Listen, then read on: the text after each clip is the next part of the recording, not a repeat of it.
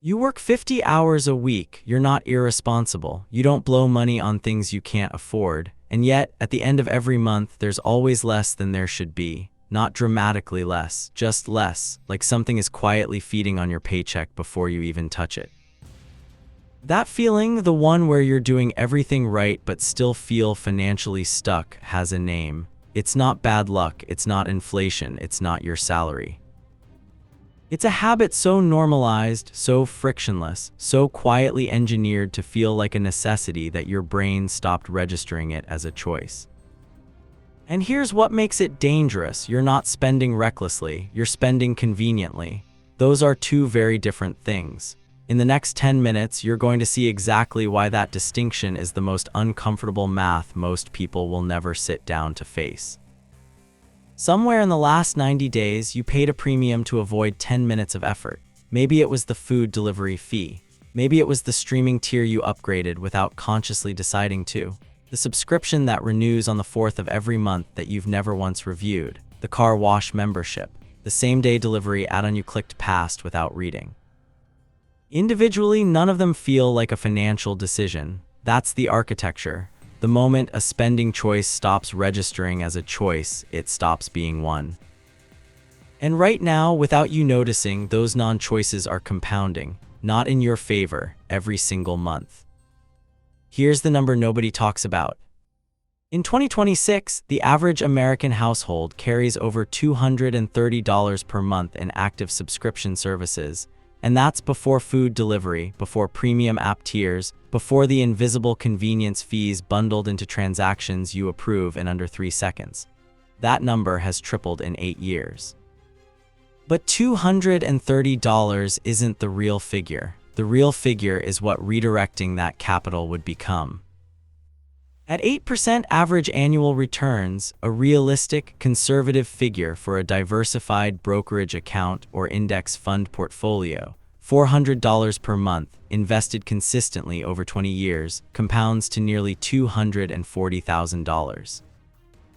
$240,000, not from a side hustle, not from a salary increase you haven't received, from plugging the leaks that already exist in your financial life right now.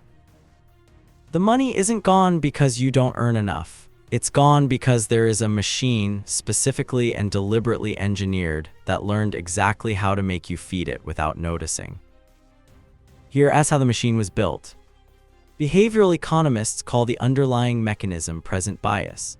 Your brain is neurologically wired to assign dramatically higher value to relief that arrives right now versus wealth that accumulates over 20 years. This isn't a character flaw. It's how human cognition was designed to function in environments where immediate survival mattered more than long-term planning. But in 2026, trillion-dollar companies have built entire business models around reverse engineering that bias.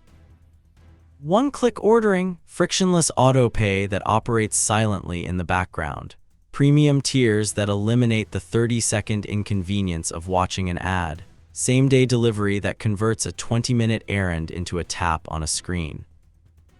Every single one of those features was engineered in a behavioral science lab, not for your convenience, for your dependency.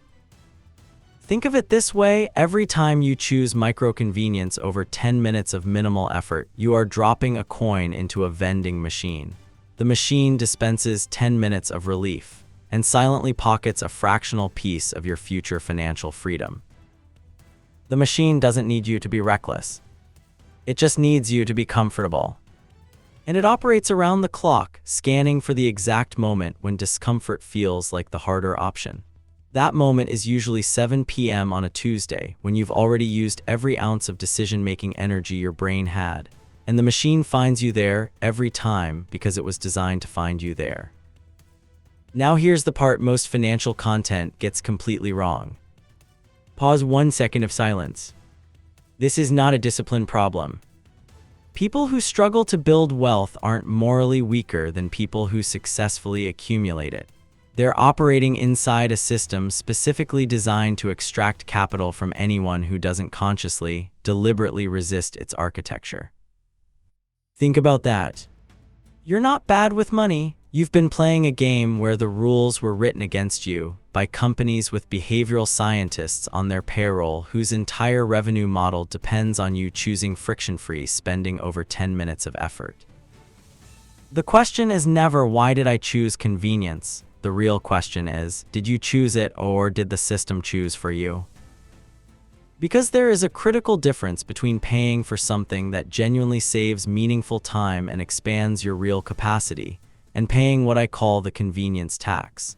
The convenience tax is the premium you're automatically charged for being too tired, too distracted, or too unconscious to identify the alternative. Once you can see that distinction, you can do something the machine never designed for. You can audit it. Here is where it gets harder before it gets better.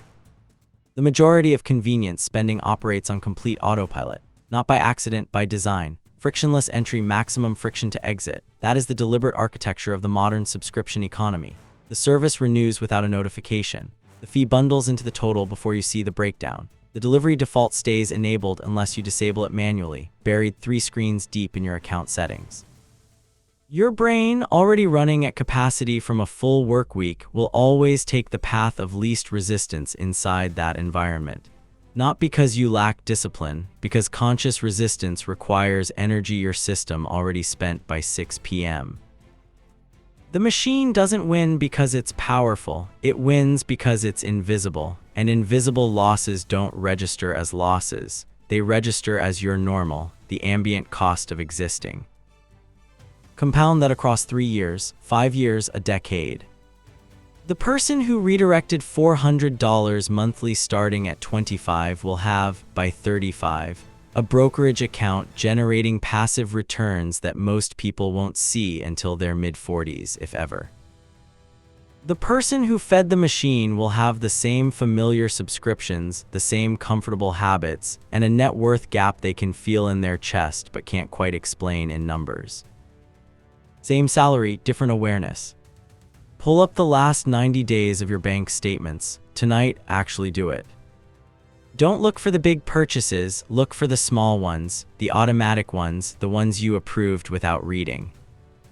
Most people doing this exercise for the first time identify between $300 and $700 per month they cannot immediately account for. Spending on services they're not actively using, convenience fees on purchases they could have made themselves.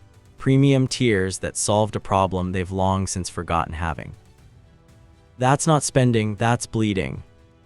A significant portion of it isn't even buying you active enjoyment. It's buying you the absence of 10 minutes of mild discomfort. You're paying, every single month, for the right to avoid slight inconvenience. The machine loves that deal. So here is the framework, the Discomfort Audit. Not a budget, not a spending tracker. An audit with one specific objective: interrupt the neural loop the machine installed. The premise is this: for 21 days, every single time you are about to pay the convenience tax, the delivery fee, the auto-renewal, the premium upgrade, you stop and ask yourself one question. Am I actively choosing this right now, or am I paying to avoid 10 minutes of discomfort? If you're choosing it consciously because it serves a real priority, frees up genuine capacity, or creates legitimate value in your life, pay for it without guilt. That is a rational capital decision. If you're avoiding mild effort because this moment feels like too much, stop. Do the thing yourself. Then transfer the exact amount you would have spent into a high-yield savings account or a brokerage account. Not at the end of the month, not when you have a minute, immediately. The transfer is the interrupt. It rewires the loop. Your brain begins to associate moments of discomfort with capital accumulation instead of capital loss. Over time, the vending machine stops looking like a relief mechanism and starts looking like what it has always been: a wealth extraction device that profits from exhaustion. Over 21 days, most people who run the Discomfort Audit identify between $150 and $400 in redirectable capital per month. Capital that has been quietly leaving their account, compounding inside someone else's revenue model instead of their own financial future. The Discomfort Audit doesn't ask you to be frugal, it asks you to be present. Because conscious financial awareness is the one thing the convenience economy was architecturally designed to eliminate. Here is what changes when you run it, not the money at first. The awareness. When your brain starts connecting the moment of discomfort to the act of capital accumulation, when bypassing the delivery fee means the transfer happens immediately, the habit restructures. Slowly, uncomfortably, permanently. And once you've seen the math, once $240,000 materializes in your mind as the direct result of plugging invisible leaks you already have, the machine loses its grip. Not because you became more disciplined, because you stopped feeding it unconsciously. That is the real difference between someone who builds wealth and someone who earns it and watches it evaporate. Not income, not opportunity, awareness of what the machine is doing with your coins. One last thing. The discomfort audit is 21 days, but the real work starts on day 22.